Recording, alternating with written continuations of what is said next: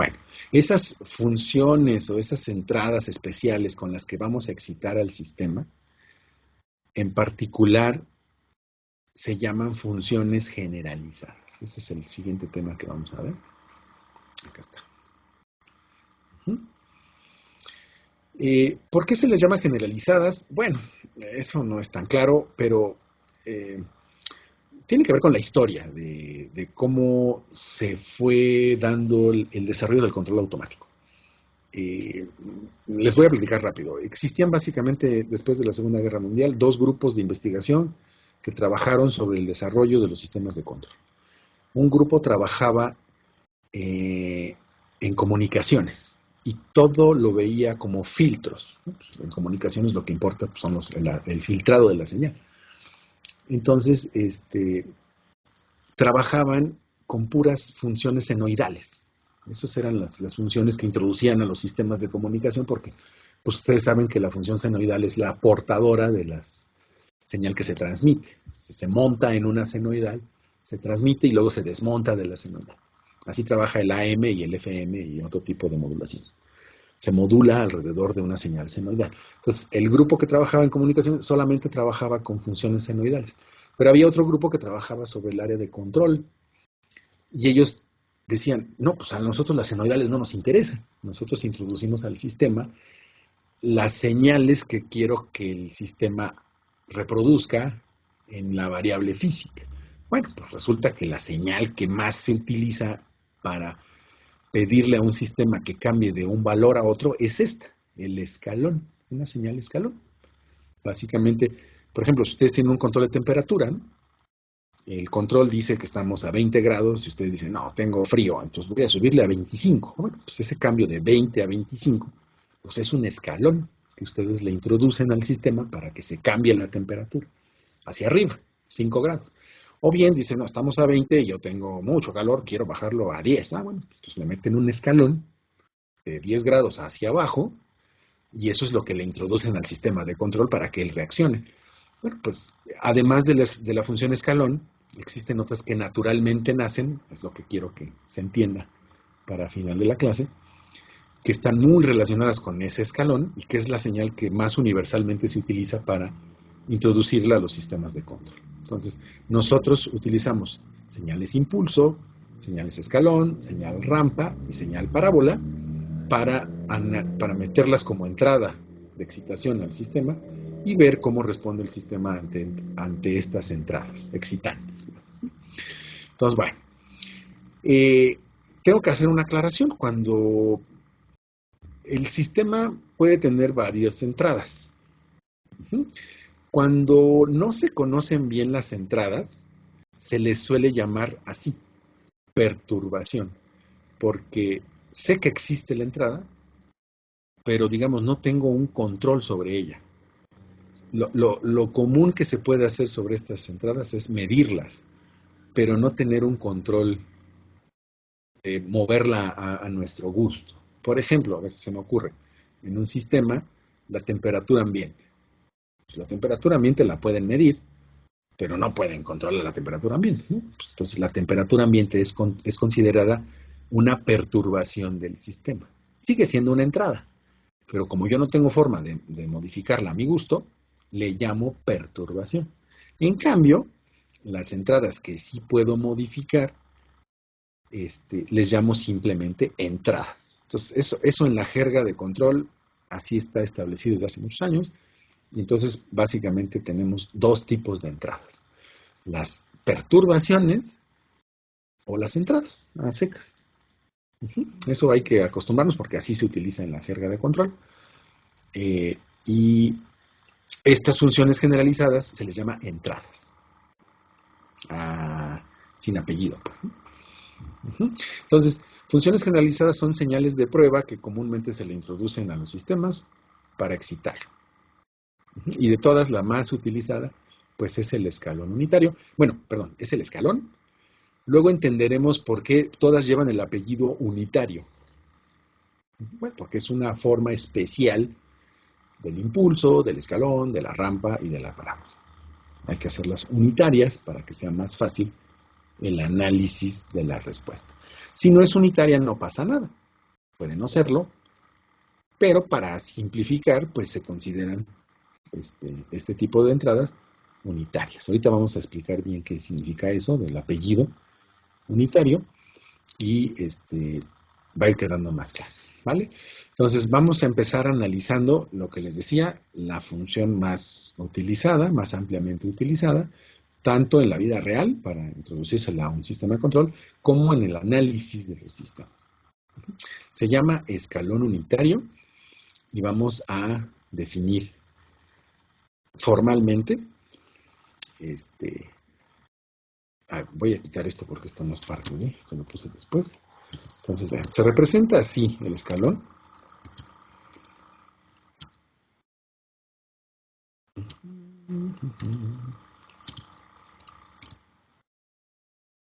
Voy a quitar esto que está en color rosa. Escríbanlo. Esta es la función. Se utiliza la letra mu, la letra griega mu, y se le suele poner esto, el subíndice -1. No me pregunten exactamente por qué. El número sí, el menos no sé por qué. Para representar de forma única y que se interprete y que se entienda bien que es un escalón unitario. Así se pone mu con un subíndice -1. Y se pone que depende del tiempo. Y es una función bivaluada. Solamente vale 0 para t menor a 0 y 1 para t mayor o igual a 0. Es muy fácil su definición. Y aquí está dibujada su curva con respecto al tiempo. Entonces tenemos como variable independiente del tiempo. Aquí está la función mu subíndice -1 que depende del tiempo. Desde menos infinito hasta 0, hasta t igual a 0, vale 0. Y a partir de 0, vale 1. Y ahí se queda para siempre. Dibújenla. Pues está muy fácil, ¿no? Por eso se llama escalón. Ahora, ¿qué es lo que tiene unitario el escalón?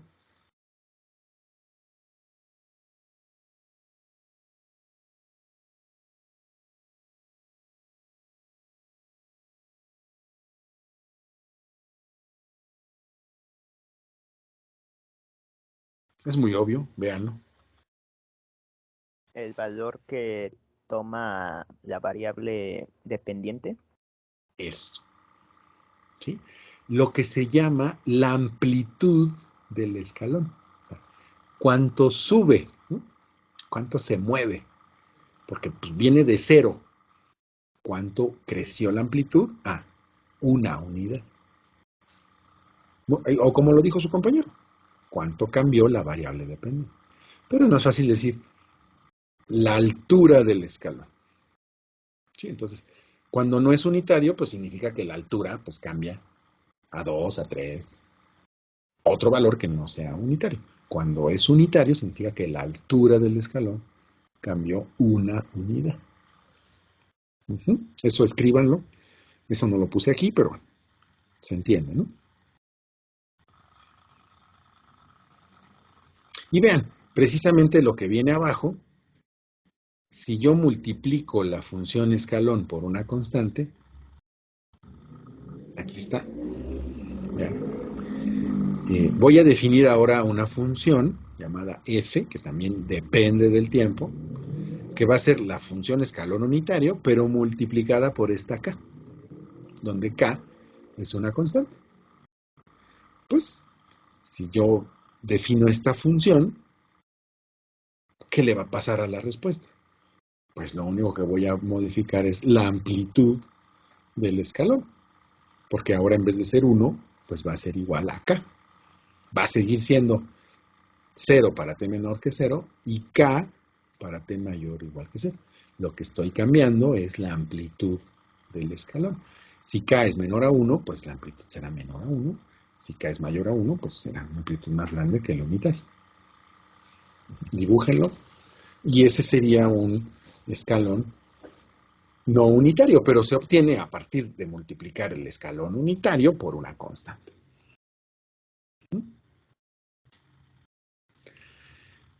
Y mientras lo dibujan, yo les pregunto, ¿la constante podría ser negativa? Pues sí, ¿no? ¿Qué pasaría si la constante fuera negativa?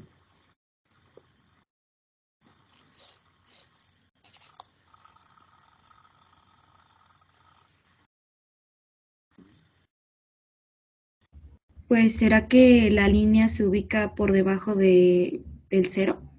Así es. Sí, en vez de ser un escalón que sube, es un escalón que baja. Así como hay escaleras para subir, pues hay escaleras para bajar, ¿no? Entonces, si la ganancia es negativa, pues lo que ocurre es que el escalón va hacia abajo. Como lo que les decía hace rato. A veces ustedes quieren subir la temperatura, a veces ustedes quieren bajar, ¿no? Tan sencillo como eso. Y simplemente cambio el signo de la K y ya tengo un escalón de bajada. Pero todo sigue definiéndose a partir del escalón unitario.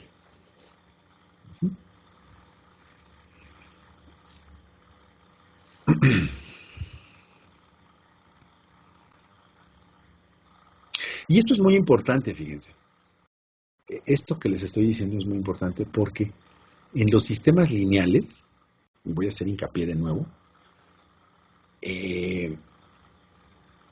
a ver, se los explico así. ¿Ya me puedo mover tantito de aquí? Fíjense. Me voy a mover hacia acá para ponerles un ejemplo. A ver, imagínense que ustedes tienen un... Aprovechando que ya llevaron ustedes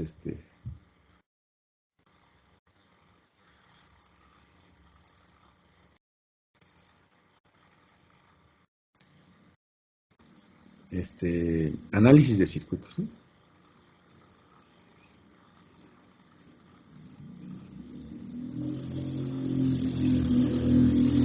Imagínense que estamos analizando este circuito.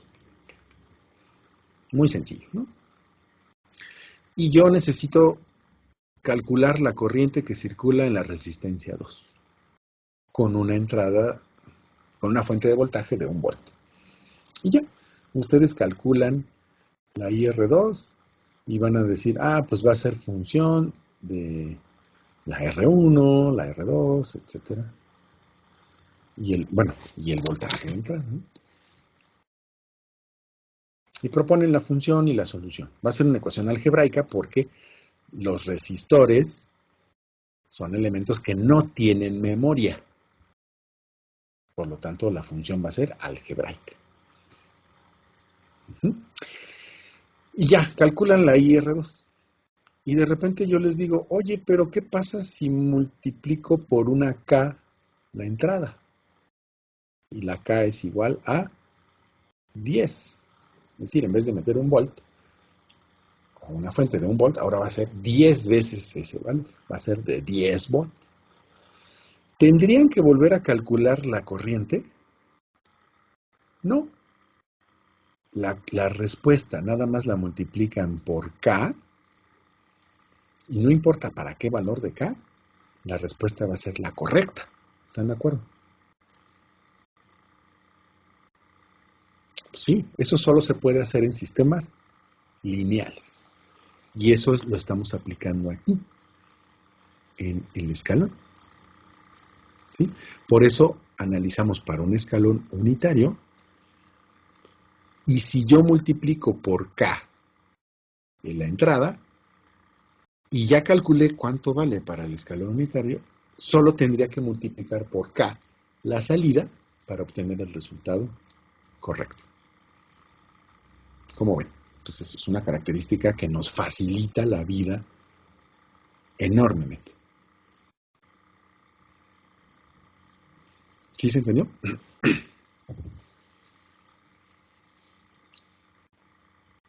Se entendió.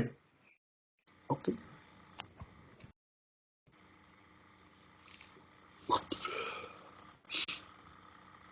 Muy bien. Continuemos entonces. ¿Qué otra cosa le podemos hacer a la función mu subíndice menos 1? Pues mire, podemos desfasarla en el tiempo. Aquí está. Entonces, ¿qué pasa si el argumento de la función, en vez de ser t, simplemente, ahora es t menos a, donde a es una constante positiva. Pues donde yo vea t, ahora sustituyo t menos a. Por lo tanto, la función escalón mu subíndice menos 1, valuada en t menos a, pues insisto, aquí yo puse t, originalmente era t menor que 0, pues yo sustituyo t menos a menor que 0, despejo la a, entonces va a valer 0 para t menor que a, y aquí era t mayor o igual a 0, sustituyo donde había t menos a, despejo la a, y va a valer 1 para t mayor o igual que a.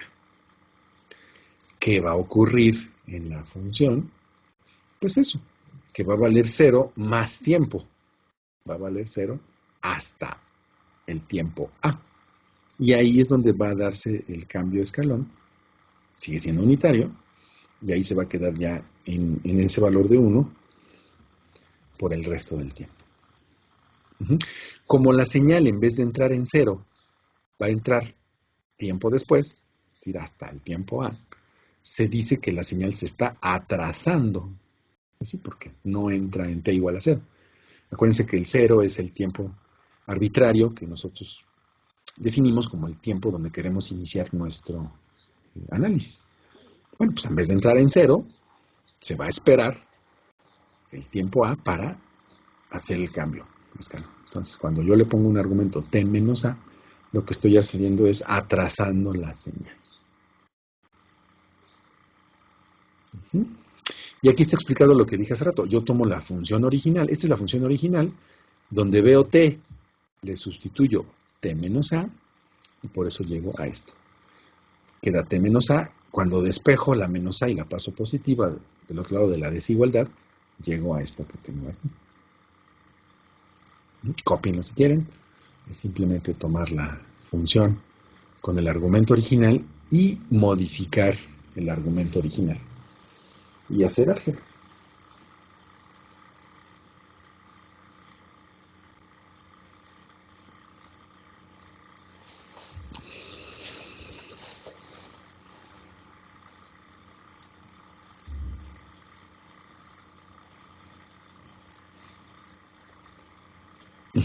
Y así como puedo yo restarle esa constante, menos a, también se la puedo sumar.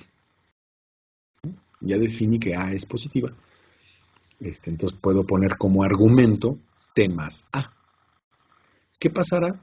Pues lo mismo, simplemente aquí donde veo t, sustituyo el más a. Y al momento de, aquí va a quedar t más a menor que 0, despejo, y entonces me va a quedar 0 para t menor que menos a. Y 1 para t mayor o igual que menos a. Lo hago para t más a. Y aquí está. La función ahora va a valer 0 para t menor que menos a y 1 para t mayor o igual que menos a. Si la dibujo, pues de menos infinito hasta menos a, vale 0. A partir de ahí hace el cambio, para t mayor o igual que menos a, cambia a 1 y ya se queda en ese valor para siempre. ¿Qué le está ocurriendo temporalmente a la señal? Pues la estoy adelantando porque está entrando antes de t igual a 0. Se adelanta a ese tiempo. Entonces, hay un corrimiento que adelanta la señal. Eso ya lo sabían, ¿no? Ustedes ya han trabajado con señales atrasadas, señales adelantadas. Nada más estamos viendo aquí qué implicaciones tiene sobre la entrada escalón unitario.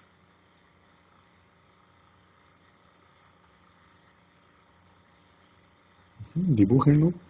Si tienen alguna duda, pues me dicen.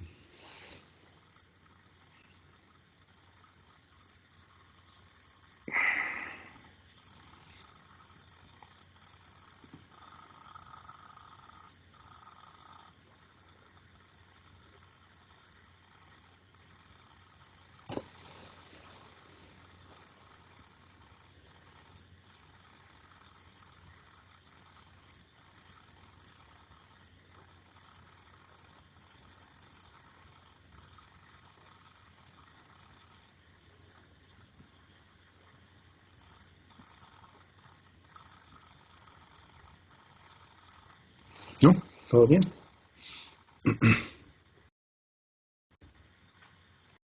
Todo bien, profe. Ok. Entonces ya vimos la función original, la multiplicación por una constante, el atraso, el adelanto. ¿Qué más podemos hacer con la función? Pues vean, yo la puedo transformar del dominio del tiempo al dominio de la frecuencia compleja. ¿Por qué se llama frecuencia compleja? Ayúdenme. ¿Por qué no solo se le llama dominio de la frecuencia? ¿Por qué le tenemos que poner el apellido compleja? ¿Alguien se acuerda? Y es muy importante, ¿no?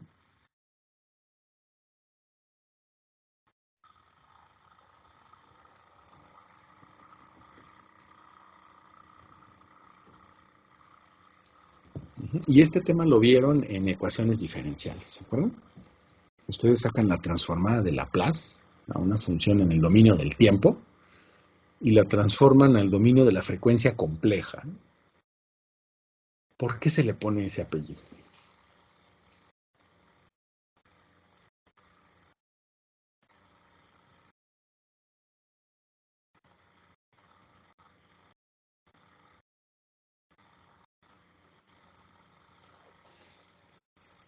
¿No?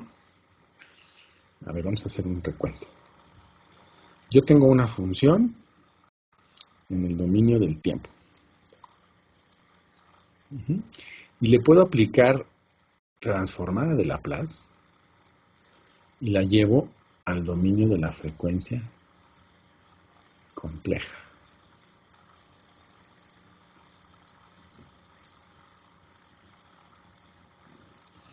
Pero a la misma función en el dominio del tiempo, yo le puedo aplicar transformada de Fourier.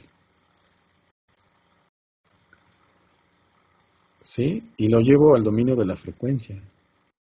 No le voy a poner F, porque no se va a confundir.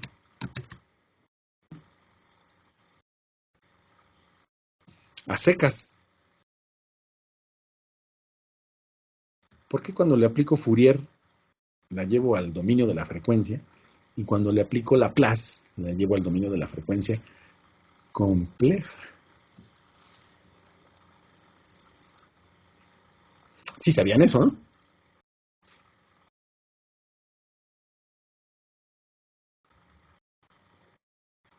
No Sí. recordaba. Ok, ¿ven? No están como Sócrates, ¿no?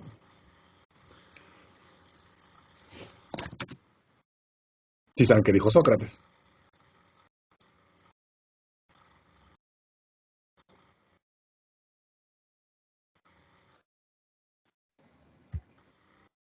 ¿No? Bueno, entonces sí están como Sócrates.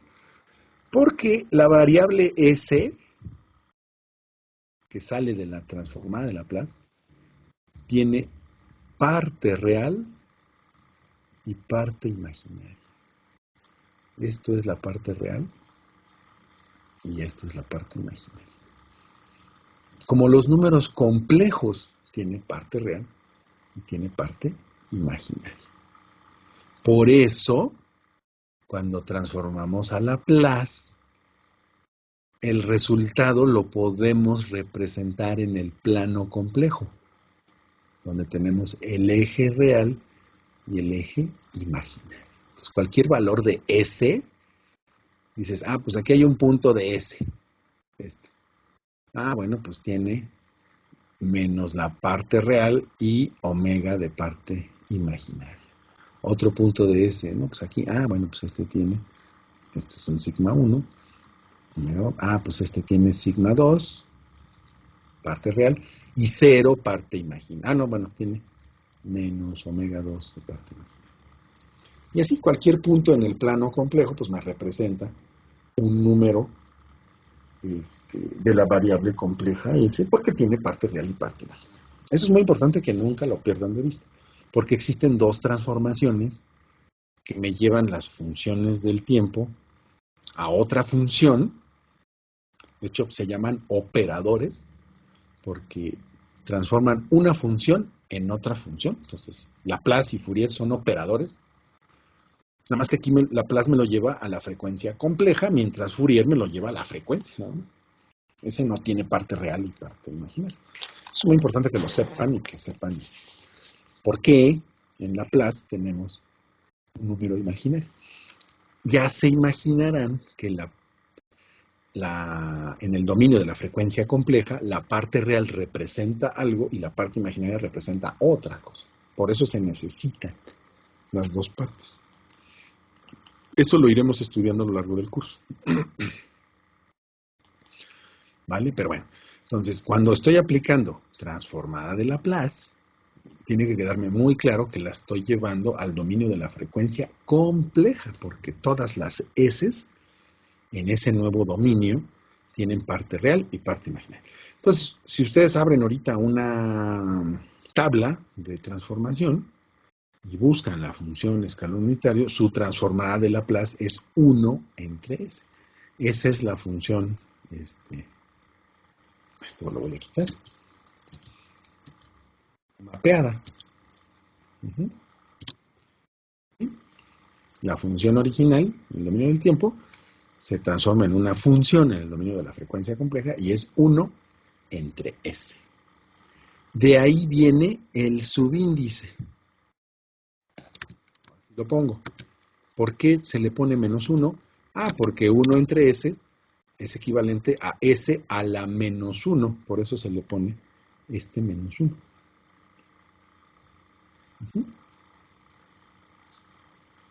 Ahora, no quiero causar confusión, pero si ustedes buscan la transformada de Laplace de 1, también vale 1 entre S.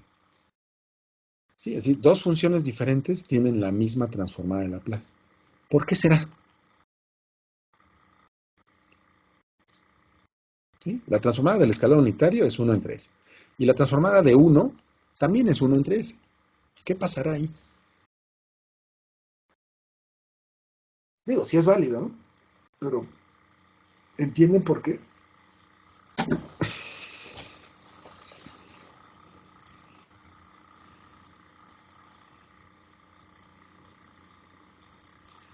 ¿Puede ser que ¿Tendría se algo que deba a ver que con podemos el valor del considerar que es escalón? una constante?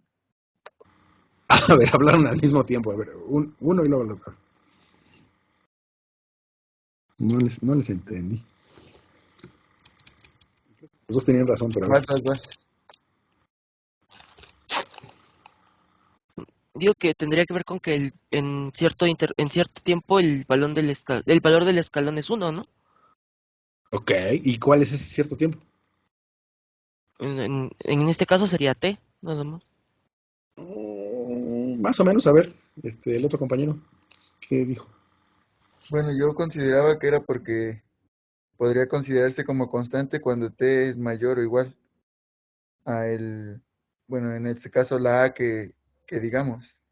Y como es unitario, pues quedarían los dos en uno. Más o menos, tienen idea, pero la tienen un poco chueca. La razón está aquí abajito. Por definición, la transformada de Laplace es la integral de 0 a infinito de la función en el dominio del tiempo, f de t, multiplicada por e a la menos st diferencial de t. Eso es lo que me genera el mapeo de f minúscula de t a f mayúscula de s. Como pueden ver, es la integral de 0 a infinito. Y la función escalón unitario, después de 0, vale 1. Vale 0, pero parte menor que 0, pero la integral parte de 0. Entonces, pues por eso tienen la misma transformada. ¿Sí se entiende? Porque la transformada de 1, pues es 1 entre S. Sustituyen aquí un 1 y pues les va a dar 1 entre S. Y sustituyen aquí un 1 porque es a partir de 0. ¿Sí? ¿Sí queda claro?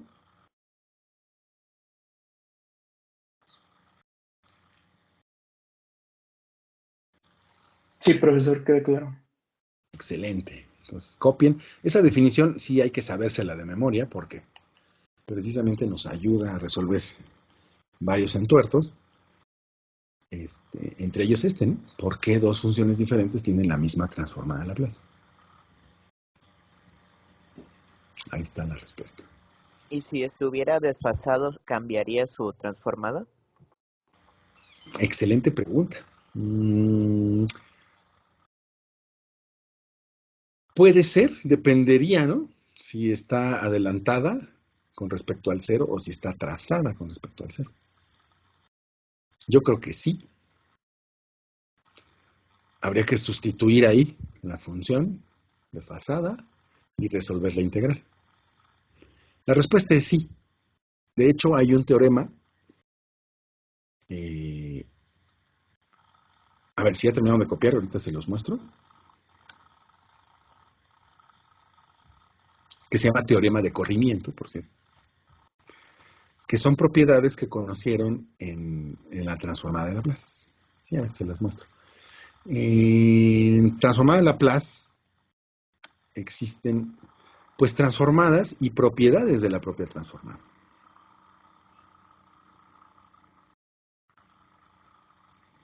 ¿Dónde está? No se llama de corrimiento, perdón, se llama de traslación. ¿Sí? Pues aquí está, explica precisamente lo que preguntó su compañero. ¿Qué pasa? Aquí simplemente le cambiaron un poquito el símbolo a la escalón unitario. Ponen una U muy estilizada, pero en la mayoría de los libros es una mu. Y está atrasada, T menos A, como lo acabamos de expresar. Y entonces, ¿qué pasa si tengo la función, la transformada de Laplace de la función T menos A por la escalón unitario? Pues por definición va a ser E a la menos A por S por la transformada de f de t. Y lo que ocurre es que va a quedar la función original multiplicada por E a la menos A por S, donde A pues es esa constante que se atrasó la función original. Entonces queda la función multiplicada por E a la menos esa constante por S. Si la constante es positiva, va a quedar E a la menos A por S. Si la constante es negativa, va a quedar E a la A por S. Puede ser adelanto o atraso de la función, por eso se llama traslación, hacia adelante o hacia atrás. Muy buena pregunta. Esta tabla se las voy a compartir. Digo, viene en los libros de ecuaciones diferenciales, pero se las voy a compartir ahorita para que todos tengamos la misma. Es más, de una vez lo voy a hacer. Aquí en materiales de clase. Entonces, de repente vamos a necesitar de la tabla para alguna propiedad o alguna función en particular que queremos conocer la transformada. No nos vamos a poner a resolver la integral cada vez. Y de la tabla sacamos la transformada.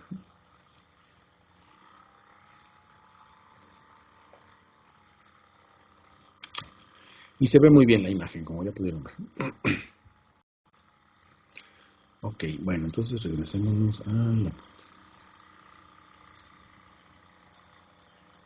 ¿Vamos bien, entonces?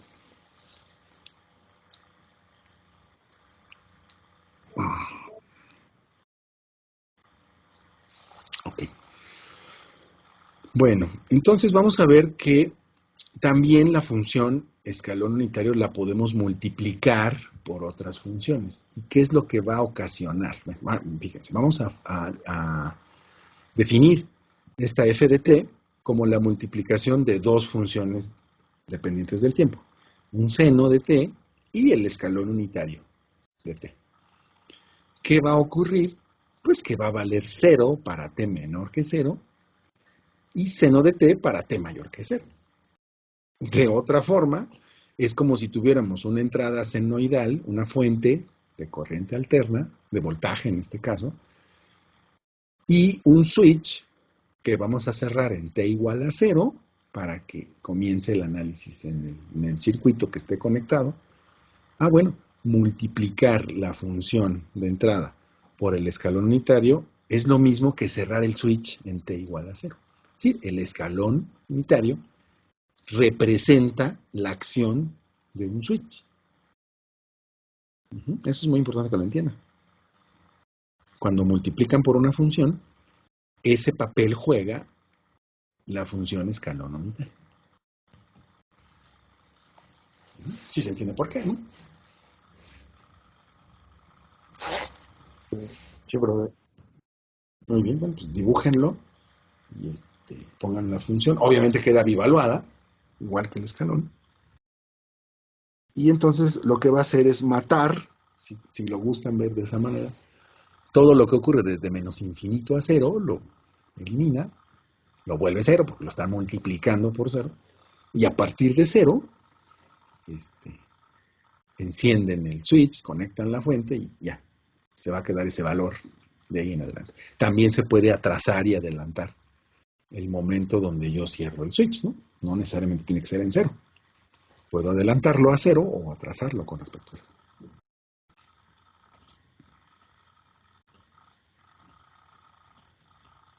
Entonces, gráficamente, aquí se los dibujé, eso es lo que ocurre. Yo tengo la función senoidal, que se está definida de menos infinito a infinito, la multiplico por el escalón unitario, y lo que hace, pues, es que desde menos infinito a cero, la vuelve cero, y a partir del tiempo donde quiero iniciar mi análisis, que esté igual a cero, prende la señal como si estuviera cerrando el circuito en ese momento.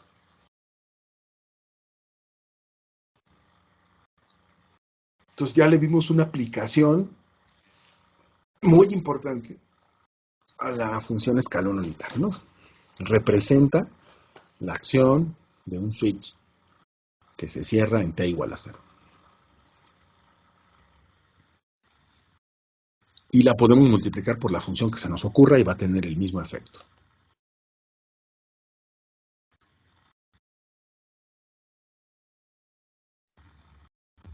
Entonces dibújenlo, por favor, que les quede muy claro.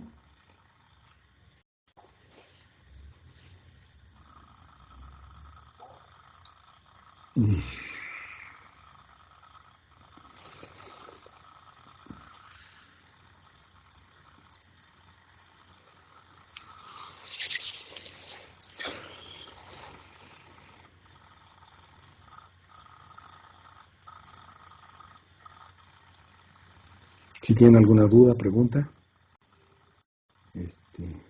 pueden hacerla. No por el momento, pues. Muy bien.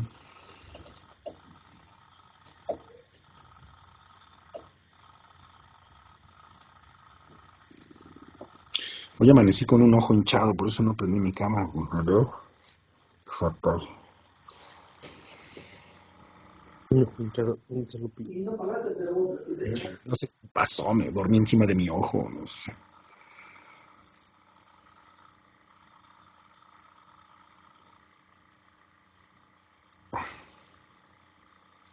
Pero esperemos que ya se me quite. Y por último, como pueden ver ahí, para mí es muy importante que la función, pues no solo la función, ahorita estamos viendo las funciones generalizadas, pero en general, pues cualquier cosa que hagamos de forma analítica, matemática, le demos una interpretación física. Entonces, ahí les explico, pues, cuál es el significado físico de la función escalón unitario. Si la multiplicamos por otra función, su representación, o está representando la acción de un switch que se cierra en t igual a 0, ¿no? O en algún tiempo, porque podemos adelantarlo o atrasarlo. ¿Sí? Un switch simple.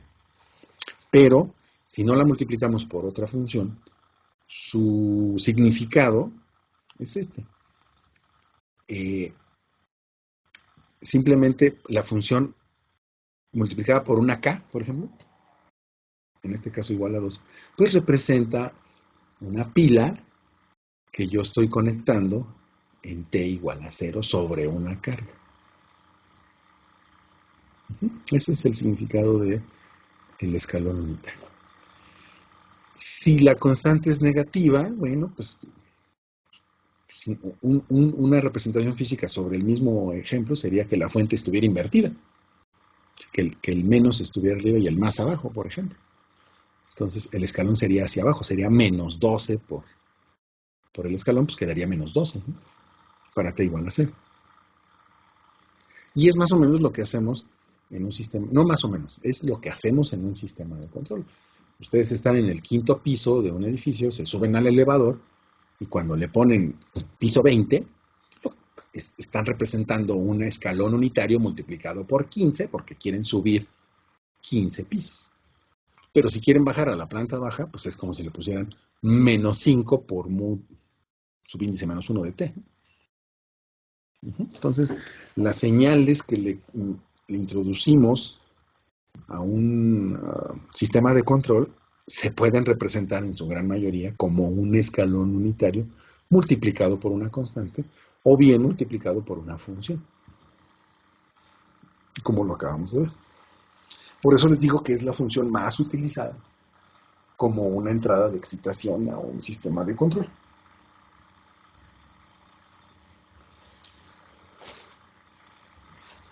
Como ven, está interesante, ¿no?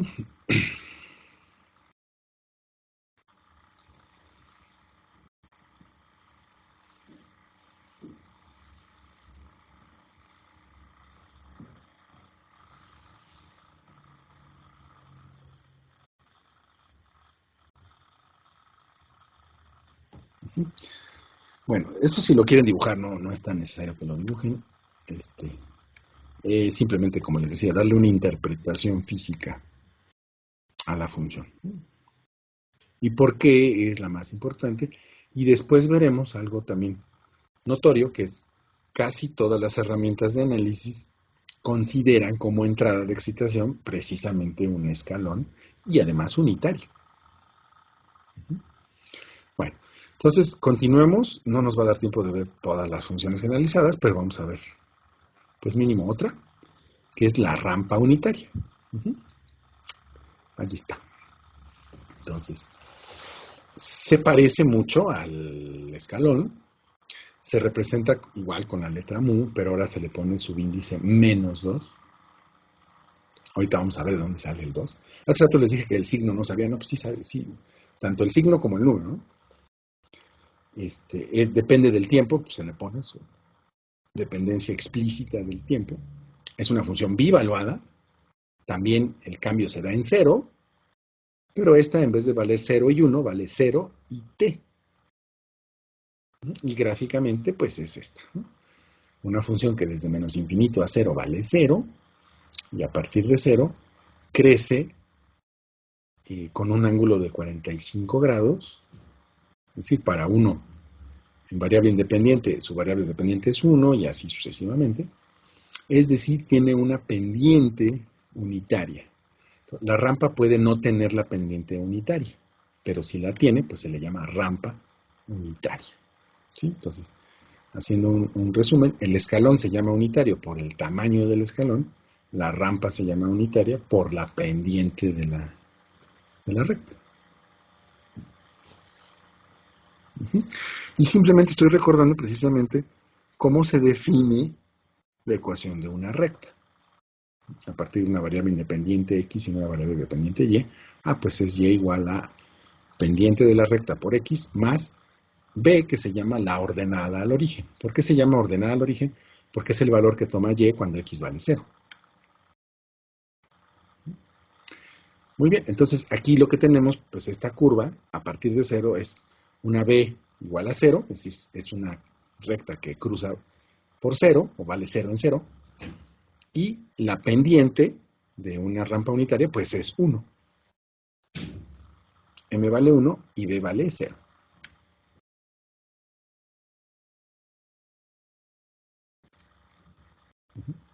Pónganlo ahí, pónganlo como sus notas.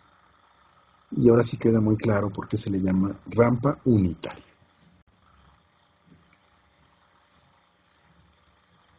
Ahora, si yo quiero que la pendiente sea diferente de 1, ¿qué hago con la función?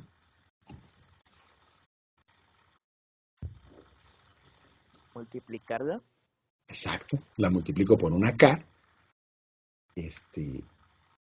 una constante, positiva o negativa. Pues si es negativa, pues simplemente la pendiente va a ir hacia abajo, y eso es lo que está a continuación.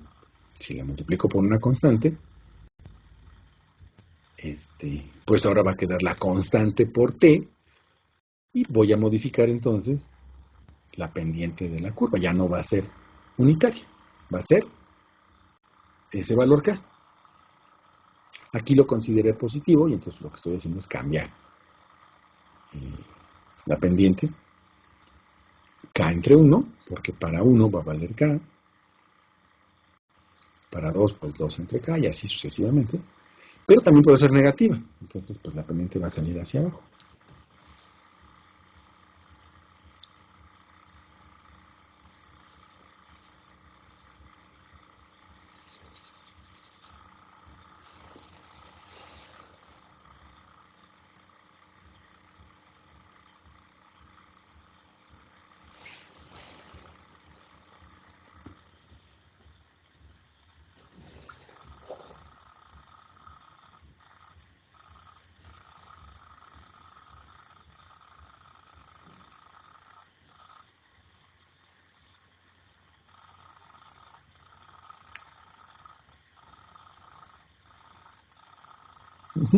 Y en el siguiente dibujo, solo por recordar, ¿qué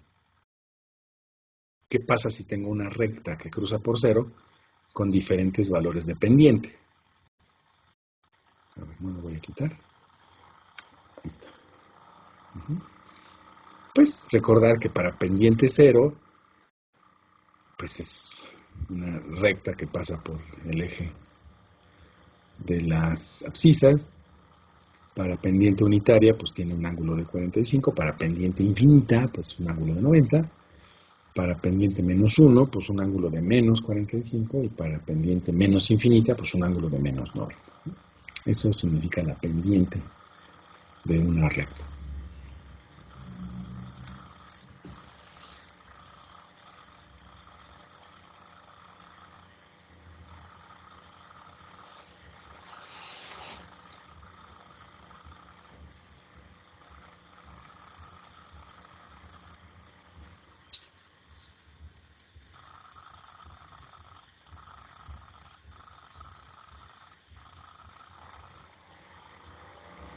Y el dibujo de la derecha, que es un potenciómetro, lo utilicé para representar el significado físico de la rampa.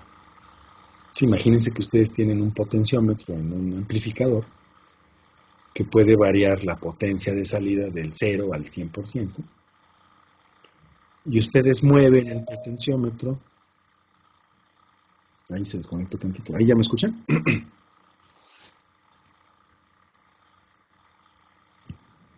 Sí, profe. Sí, Bueno, profe. gracias. Entonces, ustedes mueven el potenciómetro con una velocidad angular constante. Ustedes lo suben o lo bajan para una pendiente negativa con una velocidad angular constante. Pues lo que están introduciendo al sistema es una rampa. Si ustedes lo suben con mayor velocidad a la unitaria, pues es simplemente una pendiente más grande que la unidad. O si lo suben muy suavemente, bueno, pues es una velocidad menor a la unidad. O si lo suben de sopetón, pues es una pendiente infinita. O si lo bajan de sopetón, pues una pendiente menos infinita. Entonces, ese es el significado físico de una entrada rampa, ¿no? Que ustedes tengan un potenciómetro y la velocidad con la que lo mueven es la pendiente. ¿Sí queda claro?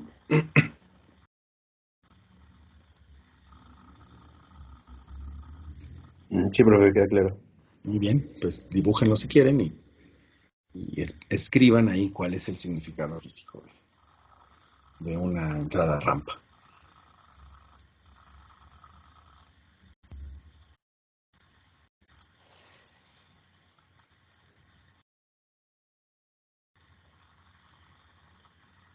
Y sí es muy diferente, ¿no? O sea, un escalón es un switch que va de 0 al máximo.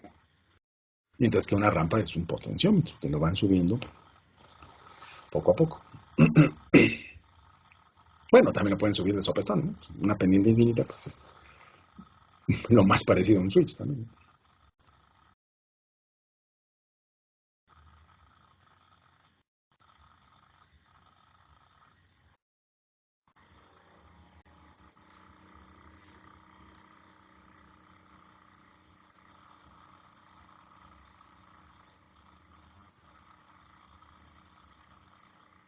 A propósito, les quería preguntar algo. ¿Con cuántos aciertos entraron ustedes a la FAC en su examen? ¿Alguien se acuerda? Yo entré con 106, profe. 106. Sí. Oh, pues sí, salto. Creo que 106 de pedían, 120, ¿no? sí, de 120. Creo que pedían 97 cuando me tocó hacerlo. Ok. Muy bien, gracias. Es que la Igual, otra vez... sí, cuando me dime. tocó hacer para mí, profe, igual pedían como 95 y, o sea, yo con 100 me quedé, pero creo que va variando cada año.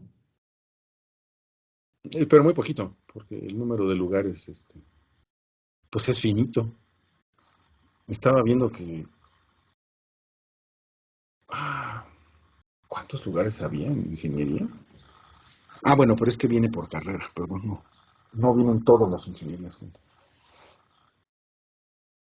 Y además ustedes en mecatrónica entran de forma indirecta, ¿no?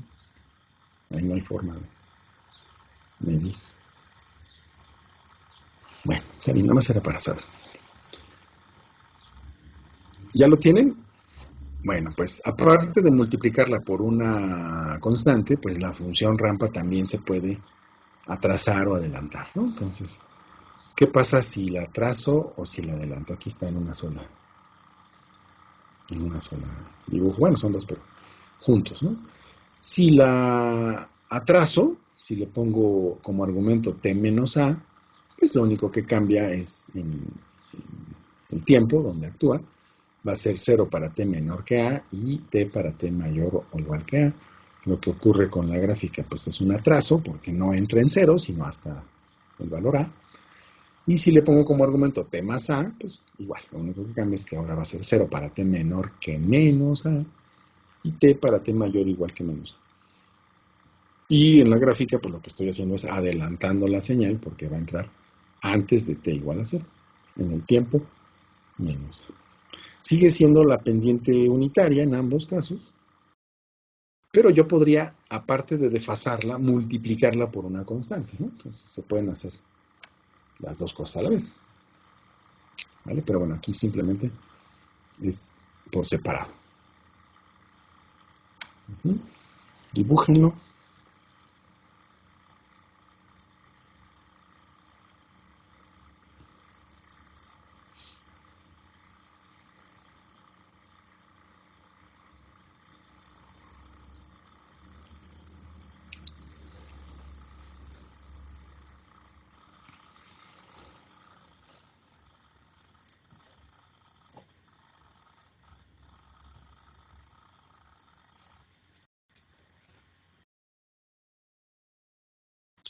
Y mientras lo dibujan me pueden decir, como estudiante, ¿qué se siente estudiar en la mejor universidad de Iberoamérica?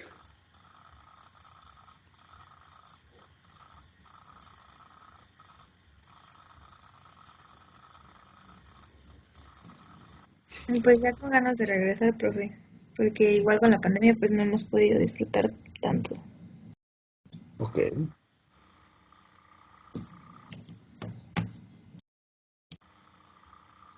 ¿Alguien más? ¿Qué otro sentimiento les genera?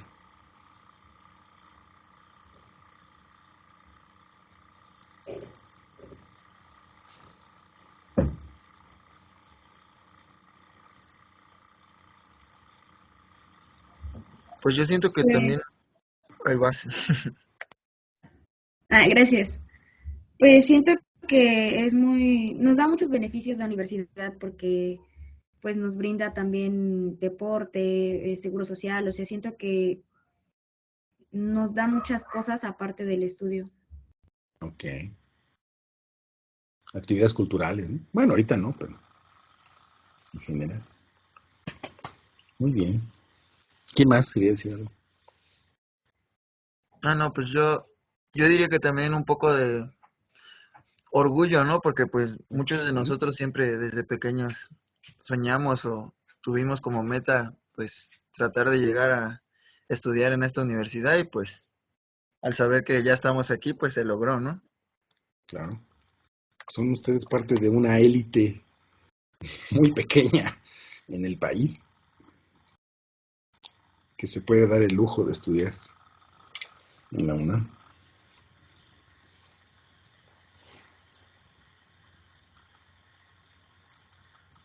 Sí, estaba viendo antier una noticia, ¿no? De que ya va a ser el examen de ingreso y en la carrera de medicina, el año pasado hicieron 8,400 personas la solicitud para medicina y solo hay cupo para 300 y fracción. Entonces, es increíble el número de rechazados, ¿no?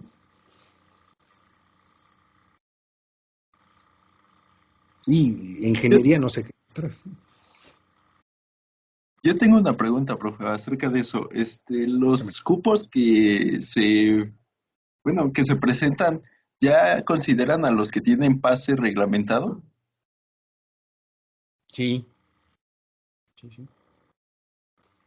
Entonces serían menos cupos para los que hacen examen, ¿no?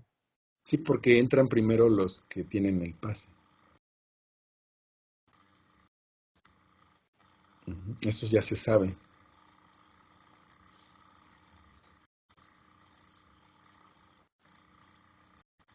No, Pues sí, entonces sí esa es la está ventaja. cañón. Sí está cañón. Es difícil. O sea, ustedes que entraron a la Facultad de Ingeniería, pues es difícil. Bueno, no sé qué sea más difícil, entrar o salir, o titularse. Ahí se van, ¿no? Y salir, prof. Yo diría que Sí, salir, ¿no? pues, pero ya lograron una parte muy importante, que es entrar. O sea que, échenle ganas. Nada más. Ok, pues ya, por último, ¿qué podemos hacer más con la función? Pues vean, también le podemos sacar su transformada de Laplace, ¿no? Entonces ustedes buscan en la tabla que les acabo de compartir, y buscan la función, ya sea que la busquen así como mu subíndice menos 2 o como t, porque así es como va a aparecer, pues su transformada va a ser 1 entre s cuadrada, es decir, s a la menos 2. De ahí es que surge lo del subíndice menos 2. Y adelantándome un poquito, ¿qué pasa si sacamos la mu a la menos 3? ¿Qué función creen que represente mu a la menos 3?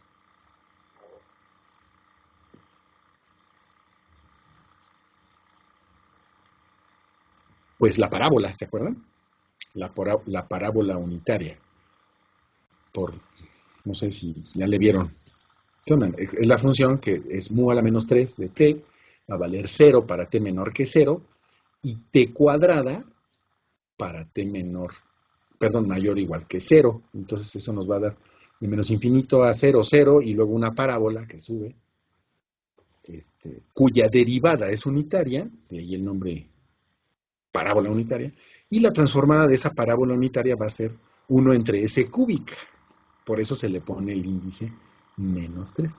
Y generalizando cualquier función mu a la menos n, lo que me representa es la t elevada a la n. Cuando n vale 0, t a la 0 vale 1. Entonces es cualquier función t elevada a ese valor n, cuya transformada de Laplace es 1 entre s a la n. ¿Vale? Por eso, si n fuera igual a 0, me quedaría 1. ¿Sí?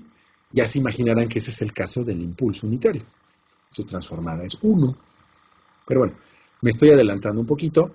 Aquí está, si n fuera igual a 0, pues sería mu a la menos 0. Su transformada de Laplace valdría 1 entre s a la 0, que me da 1. Y de ahí viene el subíndice que se le pone a la función impulso. Sí vieron que nos saltamos la impulso, ¿verdad? La impulso fue la primerita que les di. Y sin embargo no empecé definiendo el escalón. Bueno, hay una muy buena razón por eso, pero para ello digo, pero la impulso sería la primera que debemos haber visto, y es la que tiene el subíndice menos 0, después la escalón menos 1, la rampa menos 2 y la parábola menos 3. Sí, no sé si quede claro esto de generalizando una función.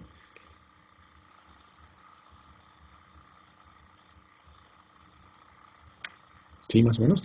Aunque debo de hacer hincapié en esto que está aquí, miren. En muchos libros la impulso unitario se representa así, con una mu subíndice menos 0.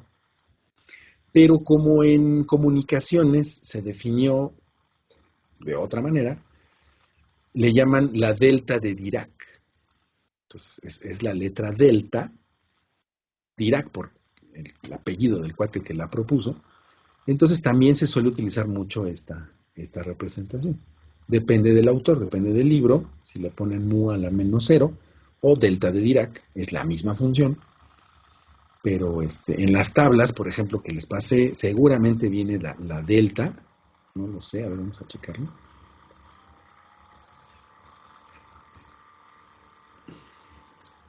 Ah, no, en esta no viene. No viene esa transformación, pero bueno, es lo que les comento. Dependiendo de la tabla, generalmente viene la delta de Dirac. A ver.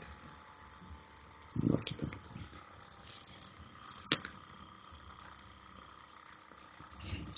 Esta no se las compartí porque está muy buena esta tabla, pero se ve muy mal. Ah, miren, sí está aquí la delta de Dirac. ¿Ya la vieron? No tiene muy buena la 50. La transformada de Laplace de la delta de Dirac es 1. En algunas otras tablas sí le ponen la función mu a la menos 0 de t. Es la misma función.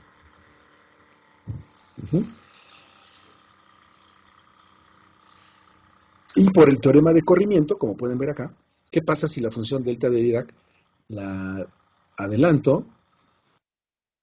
No, perdón, la trazo, un valor t0. Pues va a ser 1 multiplicado por e a la menos s por t0, como vimos en el teorema de traslación, perdón. No se llama de corrimiento, se llama de traslación. Y esto lo podemos hacer con todas las funciones. Conociendo su transformada original, simplemente multiplico por e a la menos s por el corrimiento que le estoy aplicando a la función. Bueno, esto nada más lo hice para que vieran que efectivamente se utiliza más la delta que la mu subíndice es menos 0. Pero bueno, es la misma función. Y ya por último, la cuadrática, pues ¿cómo se define? Lo que les decía. Es un mu a la menos 3. Esto no lo pelen ahorita. Mu a la menos 3, función de t, depende de t, y bivaluada, 0 para t menor que 0, y t cuadrada. Este medio se le pone para que cuando la deriven,